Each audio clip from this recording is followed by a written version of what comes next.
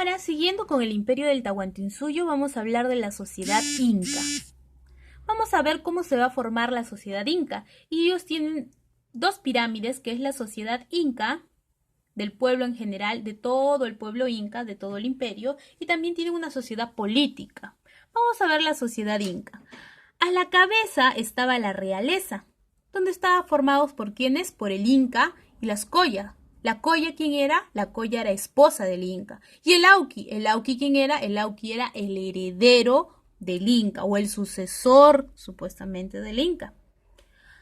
Abajo de ellos está lo que es la nobleza. Habían tres tipos de nobleza: la nobleza de sangre, la nobleza de privilegio y la nobleza local. La nobleza de sangre estaba conformada por los familiares cercanos del inca, llamado orejones, agrupados en panacas, o sea, panacas quiere decir que agrupados en pequeñas familias. Luego estaba la nobleza de privilegio. La nobleza de privilegio eran los funcionarios que destacaban, como los sacerdotes, los jefes militares y las agyas, que eran las que servían al inca. Necesariamente o estaban en el palacio y ya tenían una preparación previa. Luego tenemos a la nobleza local, que eran los curacas, los que administraban los pequeños pueblos, los chimocapac y Chinchay Capac. Luego tenemos a lo que es el pueblo que está abajo. Eran los campesinos que trabajaban en el Estado o para el Estado. Tenían vínculos de reciprocidad. En el pueblo teníamos los mitimaes. Los mitimaes eran los enviados a colonizar otros pueblos. Eran los representantes del Inca, aunque mantenían lazos con sus ayllus de origen. Luego estaban los yanaconas que eran los que servían por siempre al Inca. Los panacas o el Estado, que siempre servían al mismo Inca, a los familiares del Inca o servían al Estado. Ahí tenemos la realeza, la nobleza y todo el pueblo, todas las personas que conformaban el pueblo. El Inca era la máxima autoridad, era el divino hijo del sol, se decía, ¿verdad? Que era la encarnación del dios sol. No solo era una ley, sino que estaba por encima de ella. ¿En dónde vivía? Vivía en un palacio.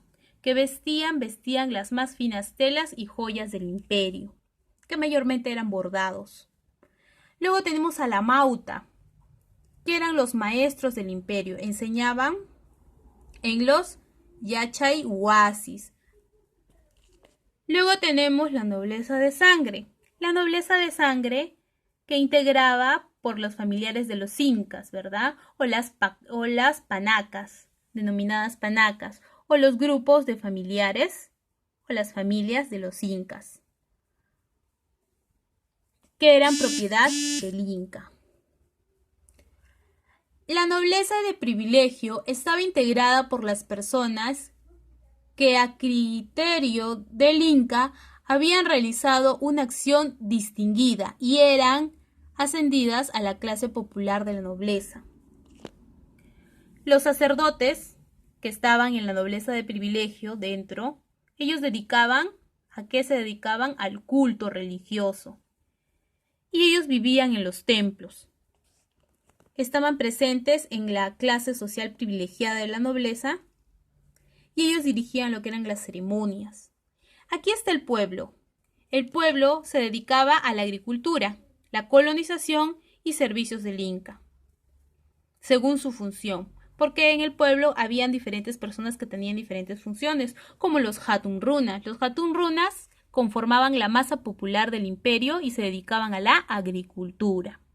Los mitimaes eran personas que eran trasladadas de sus pueblos con fines colonizadores. Eran representantes del Inca en otros pueblos.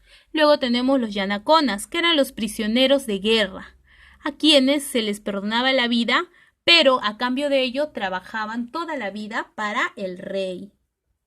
Para el Inca, que era nuestro máximo representante. Dentro de la educación que se daba en el imperio incaico, era un privilegio de la nobleza. Se educaba en una escuela especial. El maestro o educador se le llamaba amauta en esos tiempos. Los niños del pueblo no iban al colegio, se educaban en el ayu espontáneo, se les enseñaba a los niños la ocupación o oficio de sus padres. Esa era la única enseñanza que se les daba a los niños, no se les daba una educación culta.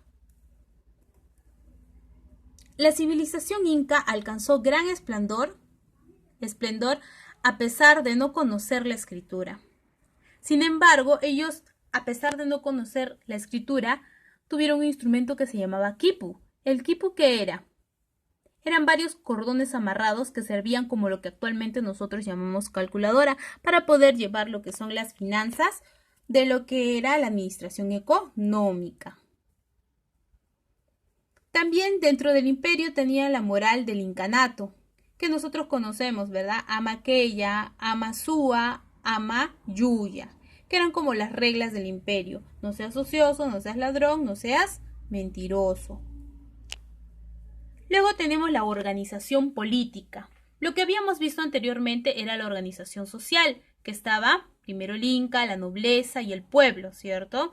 Ahora vamos a hablar de la organización política, donde también figura el Inca, porque era el máximo jefe del gobierno militar y el ejército. El poder divino, porque era hijo del sol, era el representante en el imperio Inca. Era dueño de todo. Luego abajo de él estaba el Consejo Imperial, que eran los ancianos, nobles, que ayudaban al Inca a gobernar mejor. Y luego estaba el curaca, que era jefe de cada ayu. Entonces, a un comienzo estaba el Inca, luego estaba el Consejo Imperial y al final los curacas. La organización económica, que vamos a verlo en la próxima clase, pero para ya ir teniendo un conocimiento, era la agricultura. Su extraordinario avance se debió ¿a qué?